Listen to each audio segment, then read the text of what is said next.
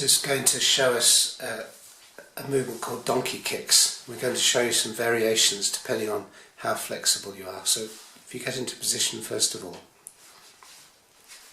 So her shoulder position, it's nice and broad shoulders, straight arms, the fingers are spread wide to give you support, and her back is in neutral, her head is slightly looking forward but in neutral. So let's go through the first selection.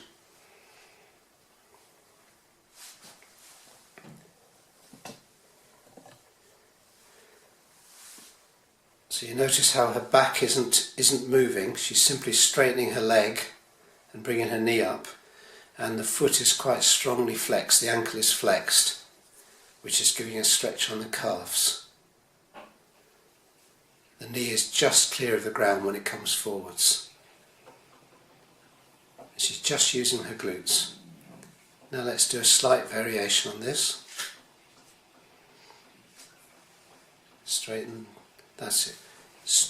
This time the foot's straightening, the ankle's straightening. If you're prone to getting cramp, this might make it a little bit easier for you because the calves are not under stretch. You might get cramp if you're on a low salt diet, if you're on medication, particularly bendrofluozides, or if you're low magnesium or just simply dehydrated. So there's an alternative. Now let's try another variation. So this time Rita's coming onto her elbows, so that's what we call a tripod stand, and she's going to do it again. Now watch her back and see what's happening. The back's pretty stationary, but she's got a bit more curvature on her back, so you do this movement if your back's a bit more flexible. But Rita's still using her glutes to do the movement. Do it with a straight foot next time. So she's just using her hamstrings and her glutes for that action. Right, let's do another variation. We're going to do a bent leg lift. This time, that's it, she's coming up higher, keeping the leg bent. That's lovely. Now this is really bringing into play the back muscles as well as the glutes.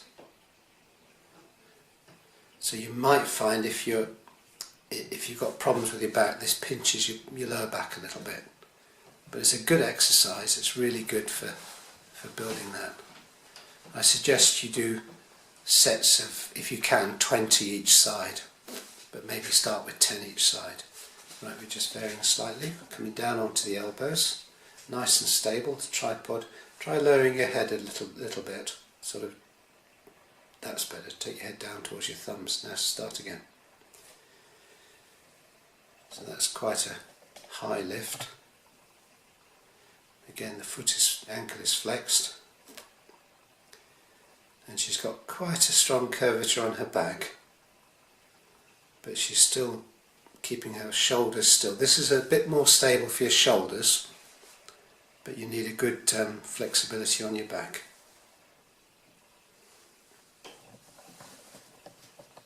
And of course you can do it with your straight leg as well, straight foot, if you want to straighten the ankle. Just, that's it, yeah, you can go that way. It's quite good to do these in time with your breathing, so keeping that sort of pace, you can keep going a lot longer. Obviously if you want to burn yourself out, then you'd increase the pace and put on a bit of a sweat, and then come back to neutral. It's just showing us a variation of this move, which is a side kick. Now this isn't using your hamstrings, but it's using the shorter glutes at the side of your pelvis. You've got three glute muscles. You've got your gluteus maximus, which straightens your leg, the gluteus medius and the gluteus minimus, which bring the leg out to the side. They also lift your pelvis when you're walking. And then your iliotibial band, your IT band, originates from a very short muscle called tensor fasciae latae, which is just in the side of the pelvis. So instead of doing rolls and things, you could you could do these sorts of muscles. Yeah, just move your hips around in a circle, just sort of ease things off. So in between the moves, in between your sets, do this kind of movement. Flex your back a bit and arch your back. And that just gives your muscles a bit of a rest and a warm up.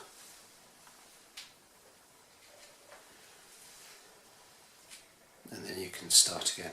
That's great, thank you.